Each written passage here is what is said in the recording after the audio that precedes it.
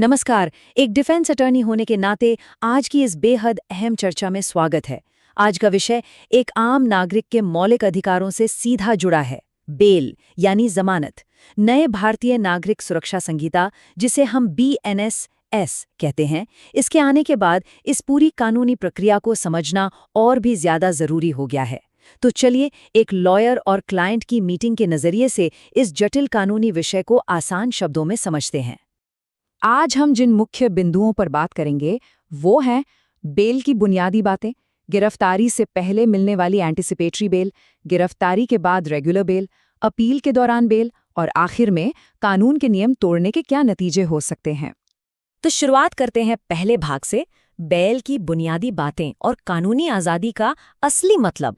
ध्यान दीजिएगा, ये बेल शब्द दरअसल फ्रेंच भाषा के बेलियर से आया है, जिसका मतलब होता है सौंपना या देना। पर सबसे अहम बात जो समझनी जरूरी है वो ये कि बेल कोई फ्री पास नहीं है। कानून की नज़र में ये सिर्फ एक अस्थायी रिहाई है।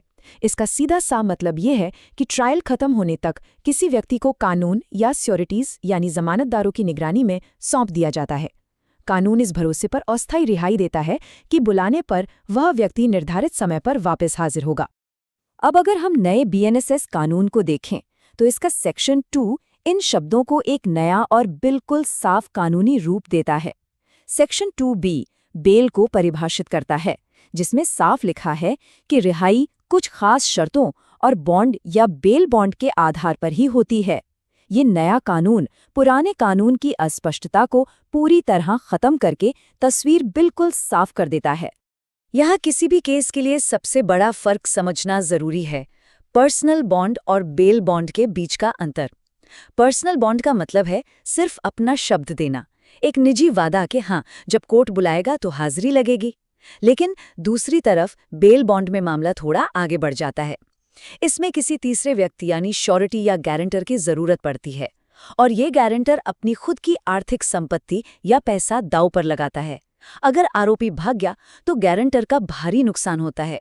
देखा जाए तो ये कानून का अपना एक तरीका है आर्थिक दबाव बनाए रखने का, ताकि कानून से भागने की कोई कोशिश ना करे। आइए अब बढ़ते हैं दूसरी भाग की तरफ।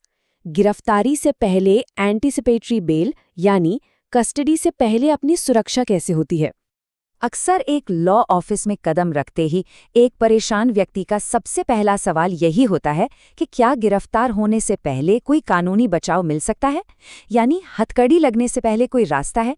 इसका जवाब एंटीसिपेटरी बेल की इस प्रक्रिया में ही छुपा है। असली जिंदगी की स्थितियों को देखें तो आजकल बिजनेस राइवलरी, पारिवारिक झगड़े या संपत्ति के विवाद अक्सर झूठी क्रिमिनल शिकायतों में बदल जाते हैं, जैसे किसी वैवाहिक विवाद या कॉर्पोरेट फ्रॉड के झूठे आरोप। ऐसे में जब लगता है कि किसी निर्दोष को फंसाया जा रहा है तो BNSS का सेक्शन 482 एक बेहद जरूरी हथियार बन जाता है। तो इसका सबसे अहम बिंदु यह है कि एंटीसिपेटरी बेल किसी भी अपमान और हिरासत के खिलाफ एक प्रोएक्टिव ढाल की तरह काम करती है। ये कोर्ट का एक एडवांस ऑर्डर है जो कहता है कि अगर गिरफ्तारी होती भी है तो तुरंत बेल दे दी जाएगी। पर ध्यान रहे, कोर्ट इसे ऐसे ही आसानी से नहीं दे देता। ये ऑर्डर तभी मिलता है जब वह व्यक्ति जांच में पूरी तरह सहयोग करने के लिए तैयार हो और कोर्ट को पूरा भरोसा हो कि भागने का कोई खतरा नहीं है। इसमें अपराध की गंभीरता को भी पूरी तरह परखा जाता है। अब तीसरे भाग पर आते हैं, गिरफ्तारी के बाद की जाने वाली रेगुलर बेल यानी हिरासत में आने के बाद आज़ादी की मांग। चलिए समझते हैं कि जब कोई व्यक्ति पहले से ही पुलिस या जुडिशियल कस्टडी में चला जाता है तब क्या होता है। यहाँ एक लॉयर का असली काम शुरू होता है। पहले तो कस्टडी होती है, फिर नए BNSS के सेक्शन 480 या 483 के तहत रेगुलर बेल की एप्लीकेशन फाइल की जाती है। उसके बाद कोर्ट सबसे अहम काम करता है, फ्लाइट रिस्क और मामले की गंभीरता का मूल्यांकन। कोर्ट बारीकी से देखता है कि क्या ये व्यक्ति कानून की गिरफ्त से भाग तो नहीं जाएगा। जब कोर्ट इन सब बातों से संतुष्ट होता है तभी एक सशर्त रिहाई यानी कंडीशनल रिलीज मिलती है। अब इन दोनों कानूनी उपायों के बीच का अंतर बिल्कुल शीशे की तरह साफ होना चाहिए। एंटीसिपेटरी बेल का उपयोग बिल्कुल गिरफ्तारी से पहले एक ढाल की तरह होता है, खास तौर पर तब जब किसी झूठे आरोप में फंसाए जाने का डर हो। वहीं दूसरी तरफ रेगुलर बेल तब काम आती है जब गिरफ्तारी हो चुकी हो, इन्वेस्टिगेशन चल रही हो और ट्रायल के दौरान जेल से बाहर रहने की कानूनी मांग की जाए।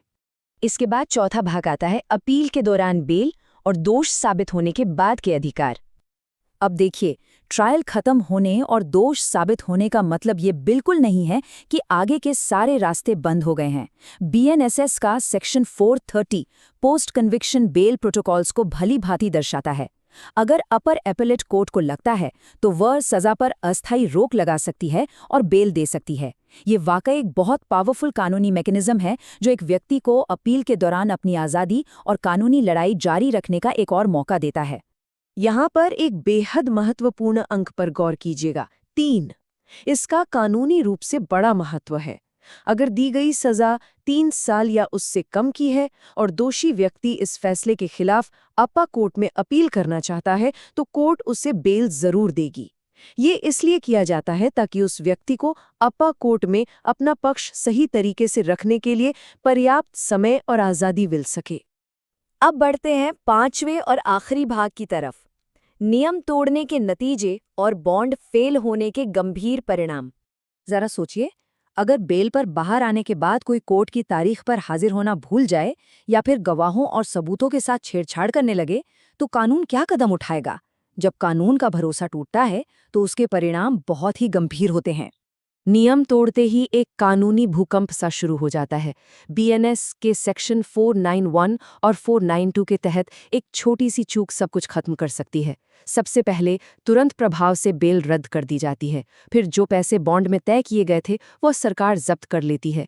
यहाँ तक कि जिस व्यक्ति ने भरोसा करके श्योरिटी दी थी उसकी निजी संपत्ति भी कुर्क की जा सकती है और आरोपी को सीधे वापस हिरासत में भेज दिया जाता है। इस बात को बिल्कुल गहराई से समझना जरूरी है। कानून के इन नियमों को तोड़ने का सीधा मतलब है कि आरोपी और उसके गारंटर दोनों के लिए आर्थिक और कानूनी तबाही। पर्सनल बॉन्ड और श्योरिटी की आर्थिक जिम्मेदारियां तुरंत सरकार को जब्त हो जाती हैं और अगर इसके बाद दोबारा रिहाई की कोशिश करनी हो तो पुराना बॉन्ड पूरी तरह बेकार माना जाता है और नए सिरे से नए श्योरिटीज लाने पड़ते हैं, जो कि बिल्कुल भी आसान नहीं होता। आज की इस चर्चा के आखिरी पड़ाव पर सुप्रीम कोर्ट के एक ऐतिहासिक सिद्धांत को याद रखना बहुत जरूरी है। Justice VR. कृष्णा अय्यर की वो मशहूर शब्द, bail is the rule and jail is the exception, यानी बेल नियम है और जेल एक अपवाद। ये पंक्तियां भारतीय कानून की आत्मा को दर्शाती हैं और हमें याद दिलाती हैं कि हमारे संविधान में किसी भी व्यक्ति की व्यक्तिगत आज़ादी का वजन कितना ज्यादा है। तो इस पूरे कानूनी सफर के अंत में एक अहम सवाल पर विचार करना बनता है।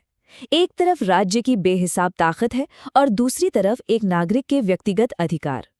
अगर आज़ादी वाकई एक डिफ़ॉल्ट रूल है तो क्या हमारी ये जटिल प्रणाली किसी आम नागरिक को दोष साबित होने से पहले आसानी से बचा पाती है? इस जटिल प्रक्रिया को समझना ही खुद को कानूनी रूप से सशक्त बनाना है। आज का ये विश्लेषण यहीं समाप्त होता है, लेकिन इस बात पर सोच विचार जरूर कीजिएगा।